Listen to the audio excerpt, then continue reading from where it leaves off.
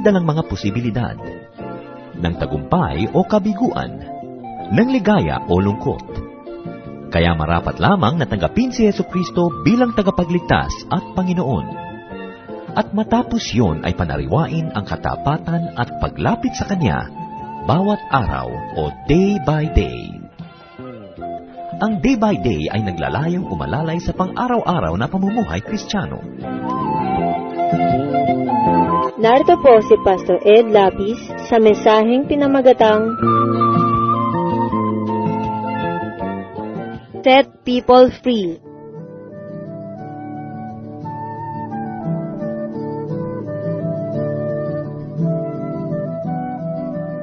Why is freedom so precious and so important? Because people can dominate and can control others for selfish reason.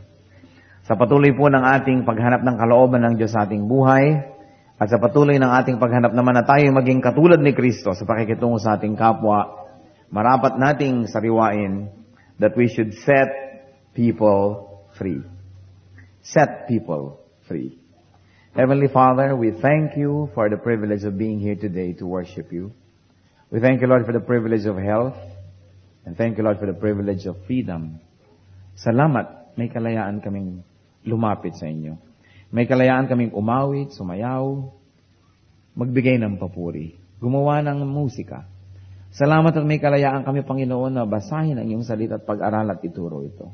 Thank you, Lord, for the freedom of mobility that you give us.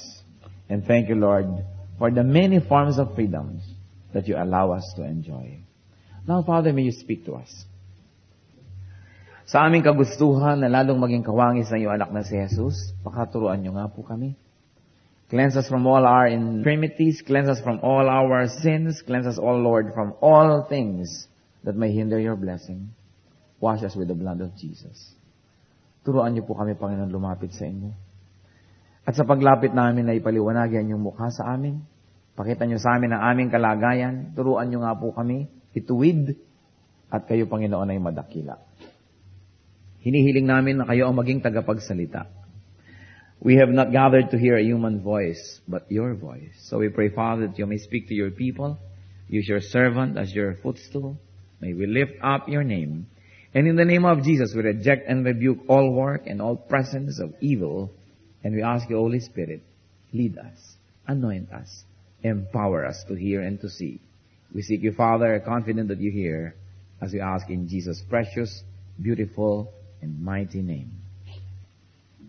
Set people free. At siguro sa umpisa pa lang, sa pamagat pa lang, meron na tayo mga taong naiisip na dapat nating bigyan ng ganitong regalo.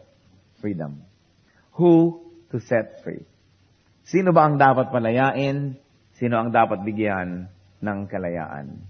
Unang-una, people that we manipulate, people we dominate, people we control for selfish reasons, for selfish gain, to suit our personal taste, our desires, and our agenda. The people who are under our influence and power, at kung ano man yung influence natin yan, maybe physical, maybe talagang malaki ang inyong katawan, at kayang-kaya niyong kontrolin yung mga nasa paligid ninyo, ang asawa niyo, kayang-kaya niyo talagang takutin, kung sino man yon. Maybe it's financial. Mga taong umaasa sa atin, binibigyan natin ng tulong, tinutustusan natin ang mga pag-aaral, binibigyan natin ang pambili ng gamot, ang pang-budget nila sa pagkain. People who are dependent on us can easily be controlled and manipulated. People who are under our social power. Maybe we are a social mover, and there are people who are dependent on our graces for their social mobility as well. And people who are under our emotional power. People who are beholden to us.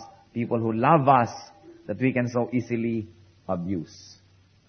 Napakarami pong uri ng kapangyarihan, subalit dapat nating alalahanin na lahat ng kapangyarihan ay nagmumula sa Diyos. Sapagkat siya ang tunay na pinanggagalingan ng tunay na kapangyarihan. At ang lahat ng kapangyarihan ay pahiram lamang para magamit natin to manage the planet, to love people, to minister to others. We are empowered by God so we could deliver services and love and care, not abuse people. But sadly, the God of this world has darkened the minds of many people, and we have learned to misuse power, and influence. Life is God's premium gift to us. Life is God's most precious gift to us. But life, when lived against one's own will, especially if it is lived only to serve the will of someone else, becomes a waste. Bawat tao, bawat nilalang ay binigyan ng buhay. Ang buhay na ito ay marapat ipamuhay ayon sa kalooban ng Diyos. Kalooban na kanyang ipinapahayag sa pamamagitan ng pagbibigay sa atin ng iba't ibang mga spiritual gifts, iba't ibang skills, iba't ibang kakayanan, sapagkat niloob ng Diyos na sa mga kakayanan na yun, tayo mabubuhay. Binigyan tayo ng iba't ibang talino, para yung talinong yon ang maging papel natin sa buhay, sapagkat hindi pwedeng lahat ng tao ay pare-pareho, pare-pareho ng ginagawa, pare-pareho ng iniisip. Kaya binigyan tayo ng pagkakaiba-iba. That's why the gift of freedom for people to be able to be what they are, to be what God meant them to be, is one of the greatest gifts. Hindi yung hindi na nga marunong sa math, pinipilit pa natin mag-accounting. Hindi yung hindi na nga mahilig sa mga numbers, ang ipipilit mong kurso, engineering. The gift of freedom to choose one's course, dependent on one's talents and inclinations, is one of the greatest gifts we can give to our children and to people that we send to school. Na hindi ko mo tayo nagpapaaral, tayong matusunod kung anong dapat nilang pag-aralan, sapagkat matagal na tayong namatay, ay dala-dala pa nila sa buhay nila kung ano yung pinag-aralan nila, at kung yun ang naging trabaho nila, ay magiging trabaho nila habang panahon. Isa namang napakalaking kalungkutan na yung trabaho mo, hindi yun ang pinakamagaling kang pwedeng gawin. There was a time when I was wanting to shift. I was in agriculture, at gusto ko mag-shift sa Mascom. Sabi ng tatay ko, give me one good reason why you should shift. So ko, isa lang math. Yun lang, isa lang ang math. Give me one more. Isa lang ang chemistry. Yun lang. So ko, that's everything. So niya, pwede ka naman mag-agriculture. Meron ka namang talent, pwede mo namang gawin. Pwede naman talaga, pwedeng pilitin. Probably, I'll only be a third-class agriculturist. Why don't you give me a chance to be a first-class something? Yung talagang gusto ko, yung naka-incline ako. Buti na lang sabi ng tatay ko, kahit ibang terminology, supportahan ka. Gusto mo palang ganito, di ganyan. Freedom. It's important. Pag ang buhay ng isang tao, ipinamuhay niya para lamang sa kagustuhan ng iba, kahit pa magulang niya yon, asawa niya yon, anak niya yon, sayang ang buhay niya. Kasi bawat buhay ay may itinakda ang Diyos na dapat maganap, dapat matupad, dapat mangyari. At bawat buhay ay binigyan niya ng kakayahan, ng talento, para yun ay mangyari. Kaya tinitingnan natin, ano bang kakayahan mo? Ano bang inclination mo? Kung saan ka ba naman nakahapay, edi doon bumuwal. Dahil doon talaga ang nature. Basta't ang sinusunod natin, yung godly nature, hindi yung evil nature na sinusunod. Yung, kung creative ka, di sige, doon ka sa creative pursuits. Mahilig ka sa objective concerns, o ito ang dapat mong ginagawa. Kung ano din dapat ang ating kakayahan, yun ang trabaho. Nalulungkot po ako dahil napakarami mga tao, parang hindi na yata madedevelop yung fullest personhood dahil sa trabaho napalagay sa kanila. Hindi ko naman nilalait. In fact, mabuting at may trabaho ang tao, pero nalulungkot din ako para sa mga taong halimbawa, yung nagbibigay ka ng ticket sa toll gate. Yung, okay, trabaho, kumikita tayo, pero may dumadating na malaking truck na nervyos ka, baka kasuyurin. Baka hindi makapreno. At saka sa katagalan, baka humaba yung kaliwa mo ng kamay kasi yun lang ang gumagalaw. Yung hindi na sila pantay. Siguro naman may nilikha pa ang Diyos ng mga ibang mga trabaho para sa Kanya. So siguro maganda, hindi yun ang permanent trabaho habang buhay. Yung mga habang wala lang. Pero wala naman sigurong nangarap na yun ang maging trabaho. O yung mga takilyera halimbawa doon sa mga takilya ng sine na ang init-init. Mabutit may trabaho at humahanga tayo sa mga tao nagtatrabaho kahit hindi nang gusto nilang gawin. Pero yun lang kaya ang kalooban ng Diyos para sa nila lang maire? Bakit siya binigyan ng kung ano-anong mga karunungan, kagandahan? Para lang ba doon? Kaya pag tinitingnan natin na parang napakaraming buhay na hindi nakapamumulaklak ng husto, hindi humahalimuyak ng husto dahil walang chance. And this is one of the curses of poverty. Kaya tayo mga Kristiyano ay dapat magsikap, paunlarin ang ating bayan, we should be economically powerful, dapat tayo productive, sapagkat it takes money to be able to pursue your dreams. It takes money to be what God wants you to be. Because the world has been taken over by a few people who run the wealth of the planet. Ang nangyayari ngayon, sila na lang ang nakakapag-aral ng mga ibig. Kaya nakikita nyo yung iba pagka medyo kapwa natin mahirap. O anong pag-aaralan? Mag-aral ka ng 2 taon na lang, yung nakakatrabaho agad. Mag-aral ka ng computer. Ayoko, yan ang mga naka-wanted ngayon sa mga jobs. So, wala akong pakialam sa gusto mong gawin. Wala akong pakialam sa nais mong gawin. Ang pag-aralan mo, yung nakakatrabaho, yun, pagkakaperahan. Nakakalungkot. Kasi ang dami-dami sa atin na gano'n na nangyayari. Kaya kung minsan, yung mga mayayaman, ano pinag-aaralan mo? French. Ha? Napagkakaperahan ba yan? Hindi na niya kailangan gumawa nun. Kasi mamamanahin na siya. So, ano pinag-aaralan mo? Ikebana. Origami. Pagka summer, anong gagawin ko? Punta sa Espanya to polish my accent. You fully develop. Kasi meron kang means. Kaya mahalaga po, meron tayong means. Part ng kabanalan, nagsisikap para tayo kumita. Para kung ayaw man nating yumaman, sino ba may ayaw nun, abnormal naman, edi ipamigay mo sa iba para sila may kainin. Kaya dapat we should make wealth. Because it takes a lot of resources so that we can fully develop. My heart aches for people who are not able to pursue their studies kasi kulang ang pera. Napakaraming promise. Bawat tao parang isang buto. Nandun na yung ugat, nandun na yung sanga, nandun na yung bulaklak, nandun na yung bunga. Pero buto pa lang yon. Kailangan yan maitanim sa mayamang lupa, madilig, maarawan, para magkatotoo yung promise, lumabas yung kanyang sanga, yung kanyang bulaklak, yung kanyang mga bunga. Pero ganong karaming tao, nakakamataya na lang, buto pa rin. O kaya tumubo, pero hanggang toge lang. Yun na. Kasi kulang sa resources. Wala siyang freedom. That's why I always encourage people to be economically powerful. Because you need money to be free. Kung wala ka namang pera, di obligado ka na pumapasok sa City Hall 8 to 5, araw-araw ng iyong buhay. Hindi na pwedeng gawin mo yung iba mong gustong gawin, na magpunta ka muna sa Russia at mag-aral ka ng architecture ng 6 na buwan. Magagawa mo ba yun? Kung wala kang means, that's why it's important.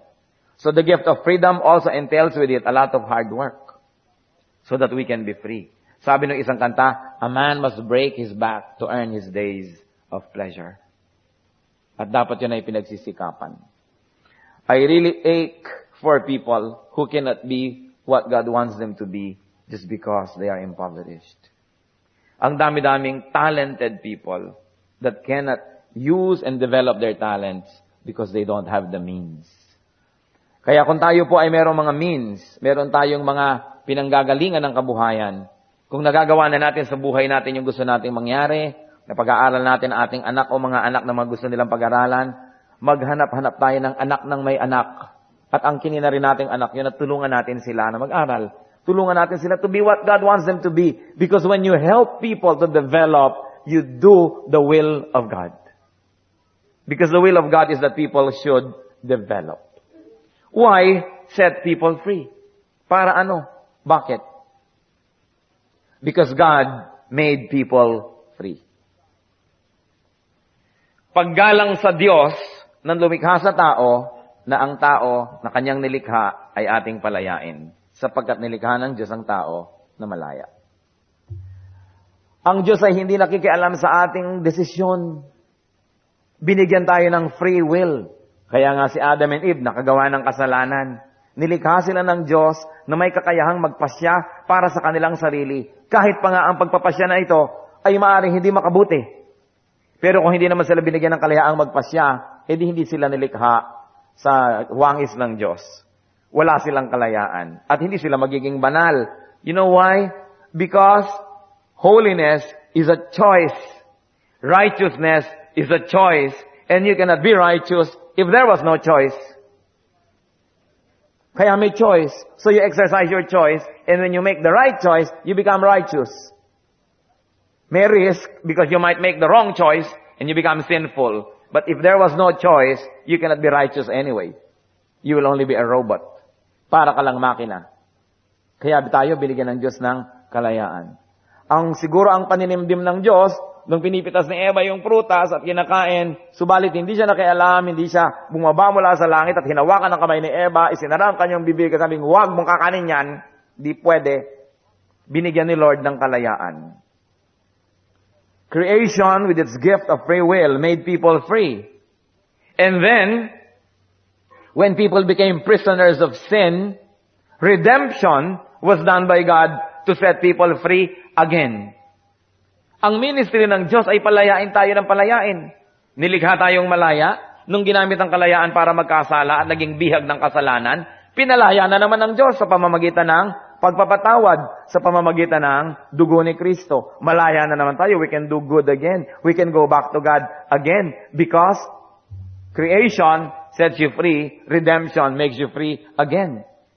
So that freedom and the giving of it is central to the agenda of God. Isaiah 61:1. The Spirit of the Sovereign Lord is on me, because the Lord has anointed me to preach good news to the poor. He has sent me to bind up the brokenhearted, to proclaim freedom for the captives, and release from darkness for the prisoners. Ayon ng Panginoon ang may mga nakukulong na ganyan. Gusto niya ang tao mga malaya, whatever level of application when you would like to use Isaiah 61:1 for. But the point is, freedom is important. Jesus is truth, and the truth sets free. John 8:36, so if the Son sets you free, you are free indeed. Of course, this is free to be godly, and freedom to be godly. But all in all, as we go back to the theme, freedom is important. Even the law of God is for freedom. Hindi tayo binibigyan ng law ng Lord para makulong, kundi para lumaya. Para malaman natin kung paano mamumuhay, at kung alam natin ang tamang pamumuhay, malaya tayo. Malaya tayo sa pag-enslave ni Satan, malaya tayo sa ating pagiging slave ng ating mga desires, malaya tayo sa mga gulo ng isip. Freedom when we obey the law. Psalm 119, verses 44 to 45. I will always obey your law forever and ever. I will walk about in freedom, for I have sought out your precepts. So, maglalakad ako may kalayaan, mamumuhay ako may kalayaan, dahil nabubuhay ako ayon sa iyong mga batas. So that even the laws of God are meant not to imprison, but to set free. So, one reason why we should people set free, because God created people as free men and women. And it's important to respect God's will concerning that. Why else do we set people free? Because people achieve their fullest personhood when free. They can become more Christ-like when we give them freedom. Therefore, it is kind to give people freedom. Hindi yung kung anong hilig natin, i-impose natin sa iba. Kung anong gusto natin kainin, yun ang kakainin ng lahat. Lalo't lalo kung kayo yung cook. Kung ano ang gusto nating pamumuhay, i-impose natin sa iba. Wala na silang freedom. Satellite na lang natin sila. Tayo yung planet, umiikot yung satellite, kasama lang natin. Wala siyang sariling orbit. At maraming tao ganon. Alam niyo po ba? Napakaraming mga wives, walang freedom. Orbit na lang nung asawa nila ang sinunod nila. Parang wala na silang sariling pagkatao. Parang wala na silang sariling mga pangarap. Wala na silang sariling magawa sa buhay. Sunod-sunura na lamang sila. Remember, na ang pag-asawa ay pagkakaroon ng partner, hindi pagkakaroon ng Panginoon. Hindi pagkakaroon ng kulungan. Nakulong na yung lahat ng gusto mo. Nasuppress ka na lang nasuppress dahil isa lang ang nasusunod. Marami ring husband, suppress na suppress, yung wife naman ang nasunod. That's not a good partnership. Because your partner must boost you up. Your partner must give you all the freedom to pursue your dreams and to be what God has meant you to be. And to continue to be the better and better versions of your same self. Hindi yung present ka. Pag tinignan ka lang, hindi mo na masabi ang gusto mong sabihin. Marami pong mga cases na akala natin ay demonic possession, hindi pala. Kasi ano ba yung mga sabi, bakit mo naiiba yung boses? Bakit umitirik-tirik yung mata? Kung ano-ano mga lumalabas sa mga muka, may mga bola dito, bla bla bla. Marami palang cases, akala natin, evil possession. Hindi. Sobra lang na-suppress. Kaya hindi makakita yung kanyang sarili, yung kanyang kalooban ng paraan para ipahayag yung totoo tungkol sa kanya. Kaya ayun, iniiba boses. Kumisan, minumura yung sariling ina. Kumisan, pinapagalitan yung mga tao kasi sa totoong buhay, hindi niya masabi yung gusto niya sabihin. Sa totoong buhay, hindi niya magawa yung gusto niyang gawin. Kaya gumagawa yung katawan ng paraan na maipahayag yung nasa kaloob-looban dahil yung tao suppressed. While there are genuine cases of evil and demonic possession, hindi lahat ng nakikita natin na gano'n na symptom, possession na nga. Usually, pag pinag-aralan mo ang history, yung background ng tao na akala mo na po-possess, biktima pala ng sobrang suppression and oppression. Hindi masabi ang gustong sabihin. Hindi maipahayag ang gustong ipahayag. Hindi maibulalas ang niloloob. Lagi nalang suppressed at controlled ng iba. Kaya tuloy nagkakaganong-ganon. Kumisan akala natin na babaliw na kasi hindi masabi ang gustong sabihin. Kaya nga, giving people freedom can be one of the greatest gifts. But we must, of course, differentiate between freedom and licentiousness. Na gawin mo kahit ano na lang. Hindi yon. Na magawa mo anything that does not oppose God's teachings. Halimbawa, gusto mo ibaro may pink. Hindi naman pinagbabawal ng Diyos, di pink. Kaya lang, kung pumapasok ka sa bangko, siyempre may uniform yun. Di pag alis mo, after 5, mag-pink ka. Gusto mo yung buhok mo, nakatirek, di ba? Nakatusok, nakatumpok. Wala naman sinasabi ang Diyos tungkol dyan na immoral yung ganong ayos. Di gawin mo. Puro tayo kasi suppression. Even parents have a tendency to suppress their children, not for the sake of the children, but for the sake of their image in the community.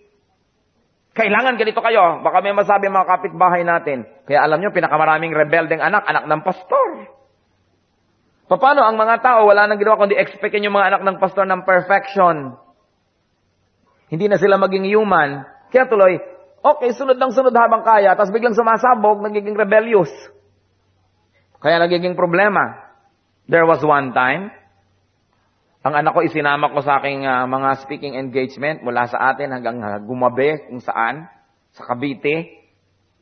At noong nagse-service, hindi na ito nakikinig, tayo halos ayaw tumayo at maliit pa, siguro 5 years old pa lang. At may ibang ginagawa, may kinukutkot. Ang sama ng tingin ng isang deacon, nung church na pinuntahan ko. Tumitingin pa sa akin parang yan bang anak ng pastor? Bakit hindi yata nakikinig? Sabi ko, pang-5 service na niya yan. Pabayaan mo na. Napahiya tuloy dahil talagang ang higpit-higpit niya. Akala niya ipapagalitan ko yung anak ko. Pang-5 na naman, utang na loob. Kanina pa yan service ng service. Mahirap yung sobrang expectation natin sa ating mga anak. Lalong-lalo yung talagang hirap na hirap maging valedictorian. Yung pinipilit ng ina, kailangan first honor ka, sa ayaw mo sa gusto, sa kurot, sa reregaluhan kita, papaluin kita, basta. Kasi yung pala yung nanay, gusto akyat ng akyat sa entablado tuwing graduation. No? Natatalbogan niya yung ibang nanay. How much of what we want our children to do is really for them, and how much is for our image? Dapat natin siyasatin ang ating sarili. Dahil baka naman, na-exploit lang natin ang mga bata para itaas pa lang ating sarili. In the end, it's not good for them. When I say freedom, and when I say control, what I mean is, yung pagkatao kinokontrol. Yun ang hindi marapat. Pero kung nasa stage of development and training, dapat kontrolin. Mga bata, kinokontrol talaga yan kasi training period. Yung mga tinuturuan ng skill, ng trabaho, ng knowledge, kinokontrol talaga yan kasi training period. Ang nag-uusapan natin yung hindi training, talagang totoong buhay na. Halimbawa, mag-asawa kayo. Pati ba naman yung kakulay-kulayan ng isusuot ng asawa mo, kinokontrol mo. Hindi na training period because life na talaga yan. Dapat naman yan ang bigyan ng freedom. I have seen many wives that are too concerned about their social standing that they make fools out of their husbands. Correcting them in public, even in their mispronunciations. Correcting every behavior para lang masabi ng mga taong, uy, si Mrs. at least alam pala niya ang etiquette kahit hindi alam ni Mr. Iko-correct niya in public para lang mapatunayan niyang alam ko actually yan. Kawawa naman ang mga asawa. Pagka naman nanigas ka, tumirik ang iyong mata at gumulong ka sa hagdan, ang dadampot sa iyo yung asawa mo, hindi naman yung publiko. Hindi yung concern ng asawa mo muna ang unahin mo bago yung publiko. Dapat yata tayong nag-iisip ng ganyan mga bagay. So we set people free because it is kind to set them free. Ano pa? You set people free because in the process, you become free yourself. Mahirap yatang magbantay ng kapwa. Mahirap mag-control ng kapwa. At kung ang ginagawa lang nila, dahil under natin ng control, paano kung hindi na tayo nakatingin? Gagawin na nila yung gusto nila. Di habang hindi tayo nakatingin at wala tayo, kakaba-kaba tayo, iisip-isip tayo, hindi tayo mapalagay. Bakit hindi hayaan ang likas sa mga taong ito ang gawin nila? As long as hindi yun masama. We should not keep controlling people. What burden it is to control and watch over others. So, let people be different from you. Kung minsan kinokontrol natin dahil gusto natin uniform lahat ng tao, it will be a very boring planet if everybody was like you or like me. Mabutit iba-iba because our God is a God of variety. Our God is not a God of sameness. So talagang iba-iba ang gusto ng tao sa timpla ng kanilang kape. Bakit mo sila papakialaman kung anong gusto nilang timpla ng kape nila? Iba-iba talaga ang gusto nilang kulay o korte ng tasa. Ba't natin panghihimasukan? We should stop controlling people. Because God does not do it. And not even Satan can do it. Hindi binigyan at hindi kaya ni Satan at least nagkaroon ng kapangyarihan na kontrolin ng tao. Nagkakaroon lang oras na yung tao ay pumayag ng pumayag sa kagustuhan ni Satan, tumanggap ng ibinibigay, may contract na. Therefore, nagkakaroon sila obligasyon. Kaya nakokontrol sila in a way. But without man's permission, not even Satan can control him. And God, even He can, does not. So why should you control another person? How are we to set people free? How? As long as moral law is not violated, as long as other people's well-being is not affected, then let people think. Payagan natin sila mag-isip. Kaya nga binigyan sila ng utak. Meron kasi mga tao, sila lang ang brain, everybody else is just arm and feet. Tagasunod lang, sila lang ang mag-iisip. Kumisan ganyan yung mga pamilyang tradisyonal na merong matriarch o patriarch na tinatawag. Pag sinabi ng lolang ganito, sunod na ang lahat. Pag sinabi ng biyanang babaeng ganon, sunod ang lahat. Kaya wala ka nang inabangan kundi sumakabilang buhay ang biyanan. Para ka makalaya. Gusto nyo ba yon na walang inaabangan ng tao kundi sumakabilang buhay kayo para sila makalaya? Let people think. It is a God-given privilege and even duty. Then let people speak. Payagan natin magsalita ang mga tao. Kahit pa nga ang sasabihin nila ay di sang-ayon sa ating mga pananaw. In fact, lalo pangat di sang-ayon, dapat nating lalong pakinggan. Kasi hindi naman common nakinig tayo, sumunod na nga tayo. Pero pag pinakinggan natin, pwede nating suriin, pwede nating salain, at pwede tayong mag-improve. Pwede mag-improve ang isang system, pwede tayong umasenso lahat. Or, after listening, you can say, 100% I reject, but at least I listen. Pero kailangan makinig. We should permit people to speak. Kaya nga binigyan ng Diyos ang lahat ng dila at labi para makapagsalita. Isa sa mga nakikita kong dahilan kaya maraming Pilipinong naaapi, sa workplace, lampas na oras, nagtatrabaho pa, di makakibo. Na-abuse na. Pumasok na nurse sa isang ospital, pinaglilinis ng bubong ng building, naglilinis na rin. Hindi makakibo kasi hindi tayo tinrain kumibo. Tuwang-tuwa ang mga magulang, uy, marunong na siya magsalita. Sabi mo, papa, uy, papa, marunong na, sige. A, B, B. Ngayon, nung ma-eloquent na, huwag kang sasagot. Huwag kang magsasalita. Huwag kang kikibo. Train na train tuloy tayo na kimkimin na lang sa loob ang ating iniisip. Inaapi ka na, reklamo ka ng reklamo sa kapwa mo api. Tayo ginaganito. Pagdating, good morning, sir. So, hindi tayo sanay magsalita doon sa may authority. Kasi ang mga magulang natin na may authority, tinuturuan lang tayong huwag kikibo. Sa palagay ko, mabuting kumibo. Basta ang pagkibo ay magalang, nasa tamang oras, nasa tamang lugar, at submissive pa rin. Na matapos mong kumibo sa magulang mo, nagbigay siya ng desisyon, sunod ka kasi anak ka. Pero, bigyan ka man lang ng pagkakataon magsalita. Maraming Pilipina naaapi. Kumisan inuuwi na lang sa ating bayan, nakaataol na, o kaya may mga pasapasa, nakatulala, inahanap si Crispin. pero hindi nakakibo. We should allow people to speak. Kahit si Moses speaks before God, kahit si Job, yung kanyang mga nilalaman, sinabi niya, at hindi naman sila pinagalitan dahil nagsalita sila. Dahil sabihin niyo mat hindi, alam naman ng Diyos yung kalooban natin. Ang pinagkaiba lang nasabi mo. Kaya importante. And then, let people act. Let people move. Let people do what they want. As long as what they want is not immoral. Hindi yung controlled natin sila. Let people be themselves. Mga anak natin, iba-ibang ugali. Iba't iba ang paraan. Hindi pwede magkakamuka. Hindi pwede pilitin mong magkakamuka sila ng gagawin, magkakamuka sila ng sasabihin. We should respect individuality. Why? Because God who created them as individuals. Kung gusto ng Diyos magkakamuka lahat ng tao, gaano kahirap naman sa kanyang likhain lahat ng tao magkakamuka. Pare-pareho ng ugali, pare-pareho ng gusto. Pero because God is a God of variety, iba-iba rin ang tao. In fact, I think we will enjoy life better, we will enjoy life more, if we're going to appreciate differences among people. Nasalamat na lang di ko kayo lahat kamukha. Salamat na lang hindi ko kayo kaugaling lahat because it would be a very boring existence. Salamat may mga surprises. Sila yung props para sa ating mga pangarap, sa ating sariling buhay. So do not impose. Satan possesses. God sets free. Satan destroys. John 10:10, referring to the devil. The thief comes only to steal and kill and destroy.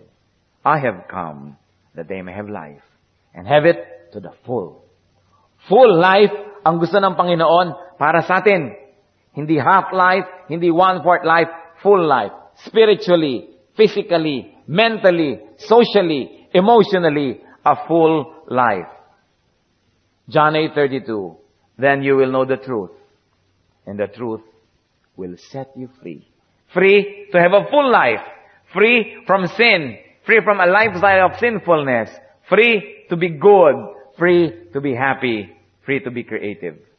God gives people that kind of free will. But of course, with accountability.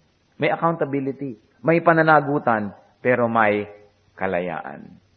God does not decide for people. Satan cannot decide for people. So why should fellow persons decide for others? Anong ginagawa natin? Nagbibigay lang tayo ng payo. Yung mga iba nagpapayo, pagka eto na uli yung may problema, ayoko na magpayo sa'yo, hindi ka naman sumusunod sa akin. Hindi naman ibig sabihin ng payo ay sundin ka eh. Ang payo ay, sa palagay ko, eto ang cause ng problema mo. 1, 2, 3. Sa palagay ko, ang mga pwedeng solusyon dyan, 1, 2, 3, 4, 5, 6, 7, 8, 9, 10. Then you choose. And I'll pray for you that you make the right choice. Pero hindi pag pinili mo, hindi kontra sa payo ko, ay ayoko na sa'yo. Hindi ganun na ibig sabihin ng payo. Ang payo, kung baga magulo yung buhok, sinusuklay lang natin. Kung magulo yung kanyang isip, sinusuklay natin yung sitwasyon para lalo niyang maunawaan. Pinapanalangin natin siya, nagbibigay tayo ng mga suggestions, pero siya pa rin ang magde-decide. Napakahalaga nun. Kaya mahalaga that we should set people free to make their decisions. That people should inspire, instruct, and suggest, but should not decide for others. Except if the subject is incapable. Maybe sobrang bata, o may kasamansanan, hindi makapag-isip, o sobrang matanda na, doon pwede siguro. But unless that is the case, we should set people free. When we set people free, we are also set free. Mga kapatid, do not let people dominate you. Your life must be lived by you, not by others. Huwag kayong padumina sa iba. Kay asawa, kay magulang, kay anak, kay ninong, kay ninang, kay may utang na loob tayo, kay wala. Magbayad-bayad tayo. Suklian natin ang kanilang mga kabutihan. Pero hindi ibig sabihin ipeprenda natin sa kanila ating pagkatao at ang ating kinabukasan dahil lang may utang na loob tayo. Dahil ba't ka pa nagkautang na loob kung pagkatapos doon mawawalan ka na ng sariling buhay dahil susunod ka na lang sa kanya habang panahon? Maraming paraan ng pagbabayad-bayad ng utang na loob. Maaring hindi nababayaran ng buo. Pero hindi kailangang ibayad ang iyong mga pangarap. Hindi kailangang ibayad ang iyong sarili dahil lang doon. Merong paraan para doon. Tungkulin mo sa iyong sarili at tungkulin mo sa Diyos na mabuhay kung paano ka nilikha ng Diyos at nang matupad ko ano yung kanyang nilalayon na maging pamumuhay mo. So titingnan mo kung paano ka nilikha, anong dapat mong gawin to improve, but live your life. Don't let other people live your life for you. Yung iba hindi na makagawa ng sarili nilang buhay kasi naging alipin na ng kanilang anak, ng kanilang apo, ng kanilang manugang. Tuwing na lamang may gustong gawin, hindi magawa. Kasi si ano. Paano kayong buhay mo? You should do something to be free. Because God did not create you to be somebody else's slave. Duty natin sa lumikha sa atin yon. Sapagkat bawat buhay ay may misyon. Bawat buhay ay may katuturan. At bawat buhay ay may dapat marating. Subalit hindi mangyayari kung hindi natin bibigyan ng laya ang ating kapwa at ang ating sarili na sundin yung tawag ng Diyos para sa atin. Live as a free person. Freedom is your privilege and duty. Duty rin yan. Hindi dapat ipinapamigay. Do not play God over people's lives. And do not be more than God. As we have said, God does not even decide for us. So why should we decide for others? Give people the gift of freedom. Set people free. Let's bow before the Lord and think about these things. Mga kapatid, meron po bang tao na dinodominate nyo? Kinakaya-kaya nyo. Dahil kaya nyo. Alam nyo po ba na kayang-kaya tayo ng Diyos, pero hindi niya tayo kinakaya? Ginagalang pa rin tayo. Bagamat siya ibigay ng bigay, ginagalang pa rin tayo, meron pa rin tayong free will. Baka naman yung binibigyan nyo, nawala na ng free will dahil lang binibigyan nyo at kayo na nasunod. Dinaig pa natin ang Diyos.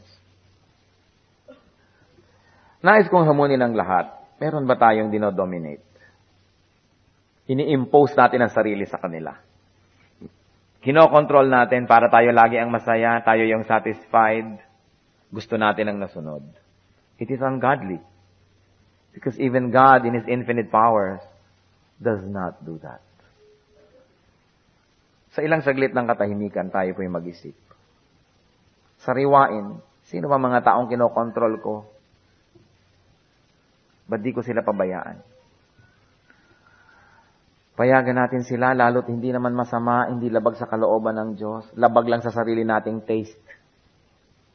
May sarili tayong buhay para ipamuhay ang taste natin. Yung iba mamuhay sa taste nila. Be alone with God and ask the Holy Spirit to ask the Holy Spirit to let you know if you are dominating someone or other people needlessly.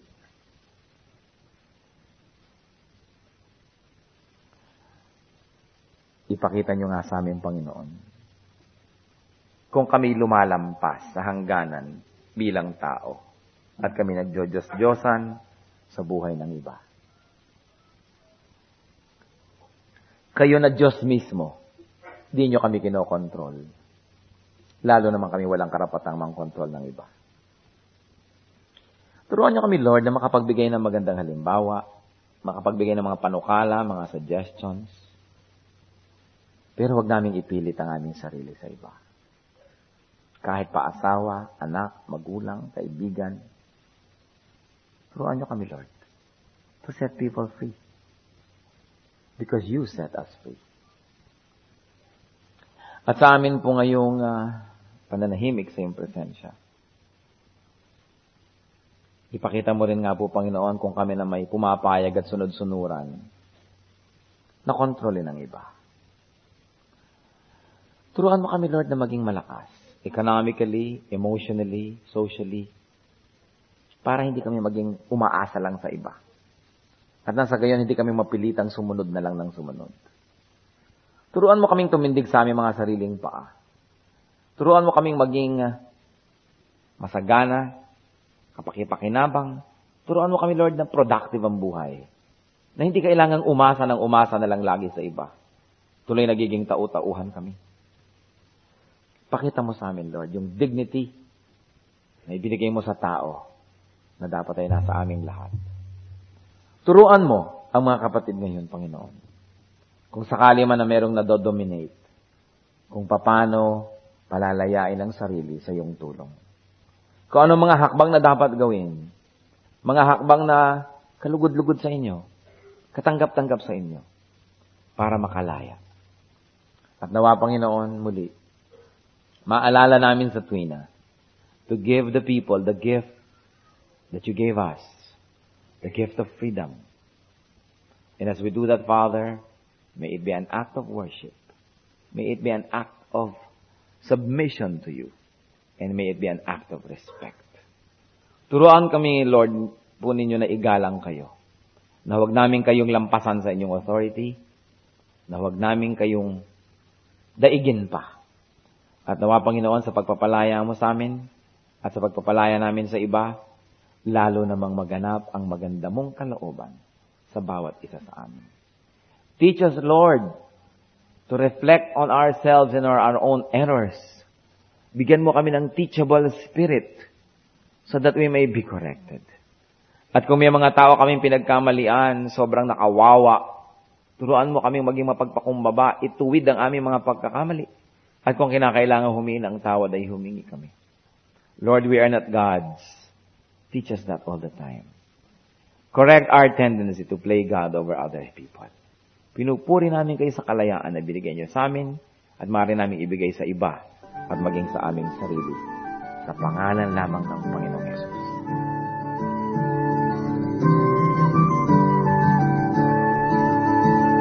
Ang katatapos pong mensahe ni Pastor Ed Lapis ay pinamagatang Set People Free.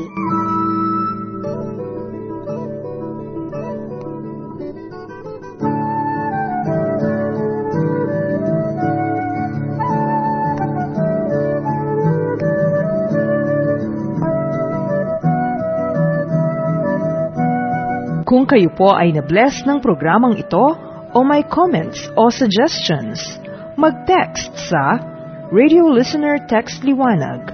Type RL space name space address space ang inyong mensahe at ipadala sa 0917-549-2624. Oras na po para pansamantalang magpaalam ang programang Day by Day. Tayo po'y magsama-sama mula Lunes hanggang Biyernes. Magandang gabi po at mabuhay ang Panginoong Hesus.